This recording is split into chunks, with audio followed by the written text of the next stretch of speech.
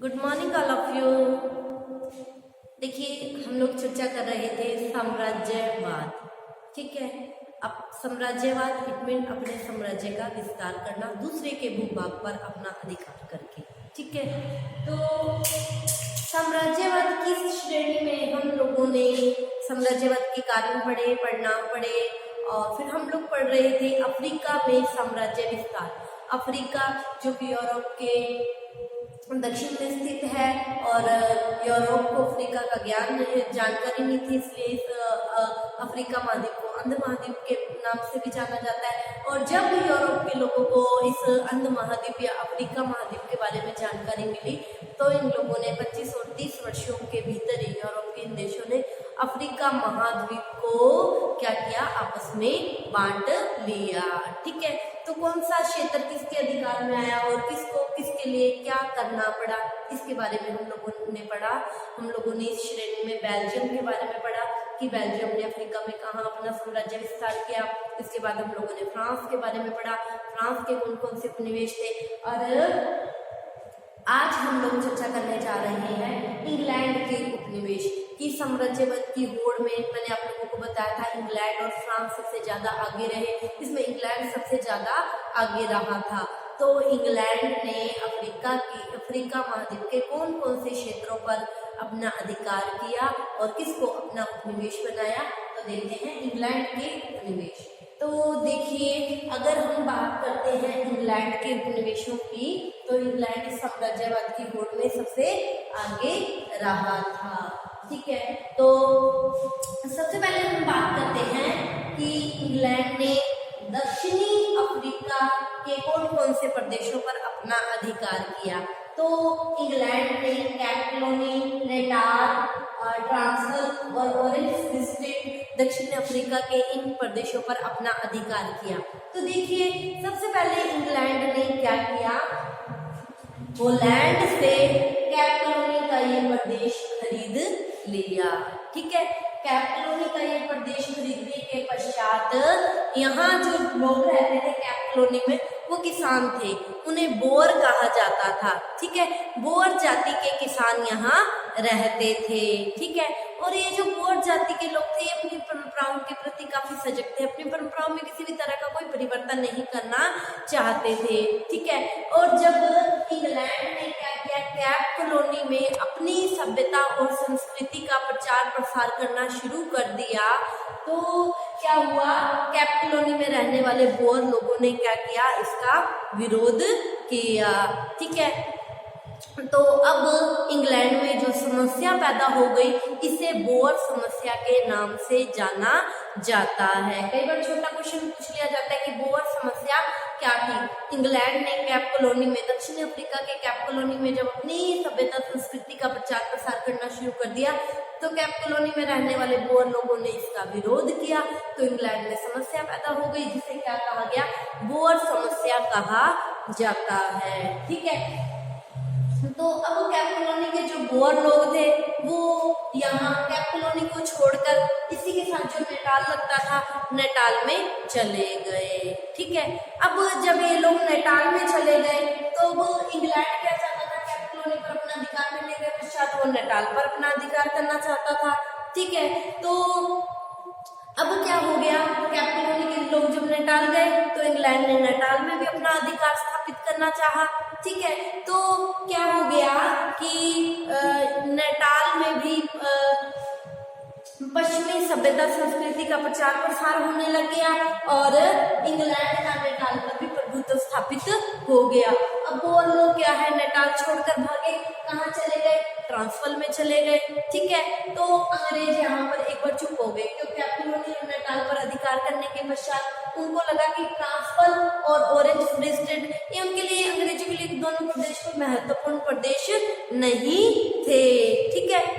लेकिन क्या हुआ, कुछ ही समय पश्चात इंग्लैंड को ये जानकारी मिली कुछ समय पश्चात इंग्लैंड को कि ट्रांसवाल और ऑरेंज फ्री स्टेट यहाँ पर हीरे और जवाहरात की क्या है, खाने हैं। ठीक है। जब इंग्लैंड को ये जानकारी मिली, तो इंग्लैंड ने इन प्रदेशों पर भी अधिकार करना चाहा। ठीक है। तो जब इन प्रदेशों पर अधिकार करना चाहा तो यहाँ जो बोर लोग रहते थे, बोर जाति भागकर यहाँ गई थी ना, तो अब उनका बोर लोगों से क्या हुआ, युद्ध संघर्ष शुरू हो गया, जिसे इतिहास में बोर युद्ध के नाम से जाना जाता है। ठीक है। तो इस तरह इंग्लैंड ने क्या किया, कैप कॉलोनी, नेटाल, ट्रांसवाल और ऑरेंज फ्री स्टेट, ठीक है, यहाँ इन पर अपना अधिकार किया। तो यूरोप के बाकी देशों ने क्या किया, इंग्लैंड की इस कार्रवाई का क्या किया, विरोध किया, लेकिन इंग्लैंड को कोई असर नहीं हुआ। इंग्लैंड ने कैप कॉलोनी, नेटाल, ट्रांसवाल और ऑरेंज फ्री स्टेट इनको मिलाकर दक्षिणी अफ्रीका का एक संघ बना दिया और यहाँ इसको अपना उपनिवेश बनाकर इस पर अपना आधिपत्य स्थापित कर लिया। ठीक है। तो इस तरह इंग्लैंड ने दक्षिणी अफ्रीका के कैप कॉलोनी, नेटाल, ट्रांसवाल और ऑरेंज फ्री स्टेट पर अपना अधिकार कर लिया। ठीक है। चलिए अब आगे बढ़ते हैं, पूर्वी अफ्रीका की ओर बढ़ते हैं कि पूर्वी अफ्रीका के किन किन प्रदेशों पर इंग्लैंड ने अपना साम्राज्य विस्तार किया। तो अगर पूर्वी अफ्रीका की बात करते हैं हम लोग, तो इंग्लैंड ने पूर्वी अफ्रीका के युगांडा और सोमालीलैंड इस पर अपना प्रभुत्व स्थापित करके पूर्वी अफ्रीका के इन प्रदेशों पर अधिकार कर लिया। ठीक है। अब हम आते हैं पश्चिमी अफ्रीका की ओर कि इंग्लैंड ने पश्चिमी अफ्रीका पे कहाँ कहाँ अपना अधिकार किया। तो इंग्लैंड ने पश्चिमी अफ्रीका में भी बात करें तो नाइजीरिया है, गोम्बिया है, ठीक है, नाइजीरिया, गोम्बिया, सियाना लियोन आदि पर क्या कर लिया, अपना अधिकार स्थापित कर लिया। तो इस तरह इंग्लैंड ने दक्षिणी अफ्रीका, पूर्वी अफ्रीका और पश्चिमी अफ्रीका के इन प्रदेशों पर अपना अधिकार कर लिया। ठीक है। अब हम एक बहुत ही महत्वपूर्ण टॉपिक पढ़ने जा रहे हैं, उत्तरी अफ्रीका। उत्तरी अफ्रीका पर इंग्लैंड का आधिपत्य। देखिए, इंग्लैंड ने उत्तरी अफ्रीका के दो महत्वपूर्ण प्रदेशों पर, जो ये दो महत्वपूर्ण प्रदेश थे, मिस्र और सूडान, इस पर अपना आधिपत्य स्थापित कर लिया। ठीक है। मिस्र और सूडान पर आधिपत्य स्थापित करना फ्रांस भी चाहता था। ठीक है। फ्रांस भी मिस्र और सूडान पर अपना आधिपत्य स्थापित करना चाहता था, इंग्लैंड भी इस पर अपना आधिपत्य स्थापित करना चाहता था, लेकिन इसमें किसने अपना आधिपत्य स्थापित किया, इंग्लैंड ने। तो सबसे पहले हम मिस्र की बात करते हैं, ठीक है, फिर सूडान के बारे में पढ़ेंगे। सबसे पहले हम बात करते हैं मिस्र। देखो, मिस्र उत्तरी अफ्रीका में स्थित उत्तरी अफ्रीका का महत्वपूर्ण प्रदेश था मिस्र। ठीक है। ये क्या था, पहले तुर्की के आधिपत्य में था। मिस्र क्या था, तुर्की के आधिपत्य में था। ठीक है। और तुर्की के शासक ने क्या किया था, अल्बानिया के शासक मोहम्मद अली को ये संभलवा दिया था। ठीक है। अपना प्रतिनिधि के रूप में नियुक्त कर दिया था। समझिए मेरी बात कि मिस्र क्या था, तुर्की के आधिपत्य में था। ठीक है। तुर्की के शासक ने क्या किया, मोहम्मद अली को मिस्र में अपना प्रतिनिधि नियुक्त कर दिया कि मेरे प्रतिनिधि के रूप में ये शासन करेगा। ठीक है। लेकिन ये जो मोहम्मद अली था, ये क्या था, बहुत ही महत्वाकांक्षी व्यक्ति था। ठीक है। बहुत ही महत्वाकांक्षी व्यक्ति था और इसलिए इसने क्या किया, मिस्र की गद्दी पर बैठते ही अपनी स्वतंत्रता की घोषणा कर दी कि मैं किसी के भी अधीन नहीं हूँ, मैं एक स्वतंत्र शासक हूँ। और वो क्या करना चाहता था, अपने पद को वंशानुगत बनाना चाहता कि मेरे बाद मेरे बेटे ही गद्दी पर बैठे। वो अपने पद को क्या करना चाहता था, वंशानुगत बनाना चाहता था। ठीक है। तो अब क्या हो गया, मोहम्मद अली की मृत्यु के पश्चात इस्माइल पाशा गद्दी पर बैठा। ठीक है। तो अब ये जो इस्माइल पाशा गद्दी पर बैठा, ये क्या था, अत्यधिक फिजूल खर्ची शासक था। ठीक है। तो इसके समय में एक महत्वपूर्ण कार्य हुआ था, कई बार छोटा क्वेश्चन पूछ लिया जाता है, सुएज नहर का निर्माण। तो सुएज नहर का जो निर्माण करवाया था वो इस्माइल पाशा के द्वारा ही करवाया गया था। ठीक है। लेकिन स्वेज नहर का निर्माण करवाने के लिए इस्माइल पाशा को जो पैसों की आवश्यकता थी, तो उसने क्या किया था, यूरोप के लोगों से कर्जा लिया था, ऋण लिया था, ठीक है। अब क्या हो गया था, इस्माइल पाशा की या मिस्र की आर्थिक स्थिति क्या हो गई थी, बहुत ज्यादा दयनीय हो गई थी, ठीक है।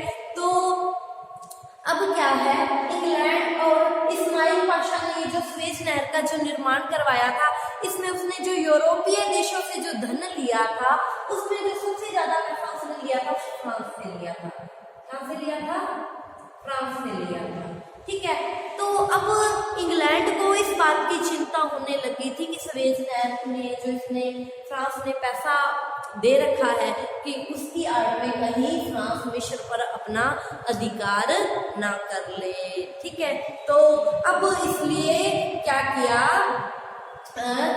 इंग्लैंड ने इस्माइल पाशा से स्वेज नहर के 48 लाख रुपए के शेयर खरीद लिए, ठीक है।